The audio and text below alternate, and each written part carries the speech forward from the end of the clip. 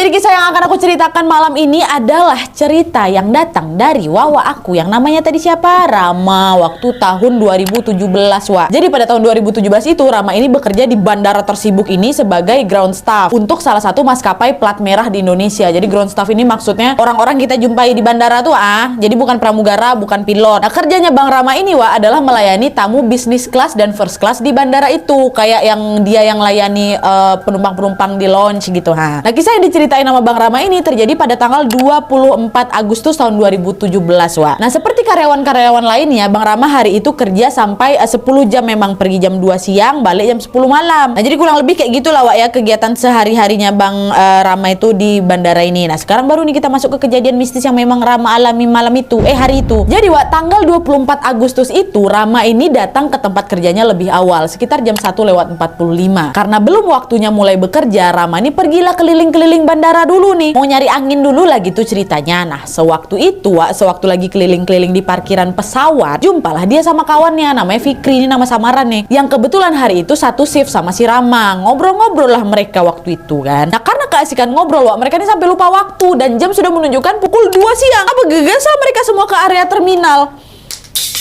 Tucing, nggak boleh gitu.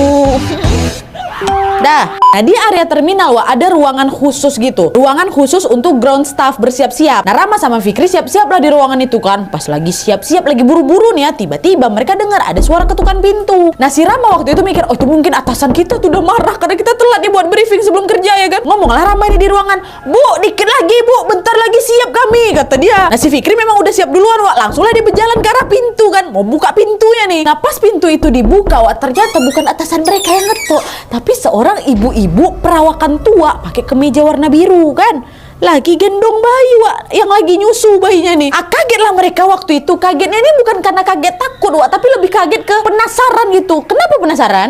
Karena satu, ruangan itu tuh ruangan khusus, Wak, ruangan hanya untuk petugas, dan untuk masuk ke ruangan itu harus pakai ID card khusus tuh yang ditepin. Jadi orang biasa nggak mungkin bisa masuk. Terus yang kedua, kalau betulan ibu ini tersesat, agak nggak mungkin juga dia ini bisa sampai di depan ruangan mereka. Karena buat masuk ke area staff itu juga ada penjagaan ketat, bahkan ada pemeriksaan khusus malah. Sehingga orang-orang yang bukan pihak pesawat atau otoritas bandara nggak mungkin bisa masuk ke dalam ruangan itu. Nah, jadi kagetnya tuh lebih ke kaget, kok bisa ibu ada di sini gitu? Kok bisa masuk ibu? Itu masih area, Wak, ya, bukan di luar langsung tempat umum, tidak, masih dekat area. Di dalamnya ada ruangan khusus ganti baju tuh mungkin untuk siap-siap. Nah, karena mereka merasa heran, Wak, Rama sama si Fikri ini bertanya sama ibu itu kan, ibu mau kemana? Ibu dari mana? Mereka memastikan siapa tahu memang ibu ini betulan kesasar. Ibu penumpang bukan, Bu? Ada boarding passnya, Bu? Ibu tujuannya kemana? Nah, setiap ditanya kayak gini, Wak, ibu tuh diam aja, sama sekali nggak gubris pertanyaan mereka. Fikri sama Rama waktu itu makin bingung lah kan, kok diam aja ibu nih. Tapi karena mereka juga udah telat, akhirnya mereka pun memutuskan untuk nganterin si ibu itu ke security-nya bandara yang memang lagi berjaga nggak jauh dari ruangan itu.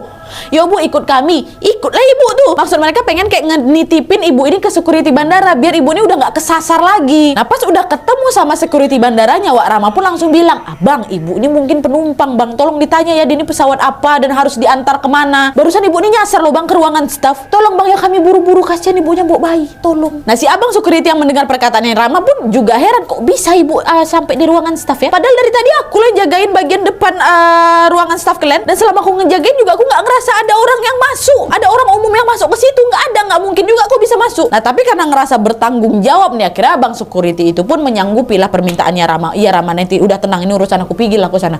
Dan akhirnya Rama sama Fikri pun merasa aman nih, ibu tersebut sudah dititipkan kepada security langsung. Dah tuh, nggak lama kemudian Rama sama Fikri masuk lagi ke ruangan staff untuk ikut briefing kan sama atasan mereka sebelum kerja. Dah, singkat cerita, briefing pun selesai. Mereka lalu jalanlah lagi ke ruangan staff lainnya buat ambil peralatan kerja, Wak. Nah, setelah keperluan kerja sudah di tangan mereka, mereka pun berjalan lagi menuju pos masing-masing. Tapi, Wak, pas lagi jalan ini, Rama sama Fikri berduanya lagi berpapasan sama ibu-ibu pakai kursi roda berumur sekitar 50 tahunan gitulah.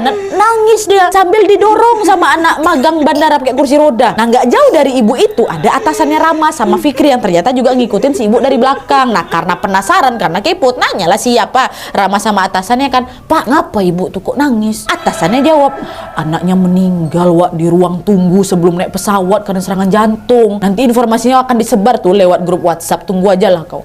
Terkejut lah si Rama sama si Fikri kan dengan jawaban atasannya itu, karena memang kejadian kayak gitu jarang kali, Wak, terjadi di bandara, kata si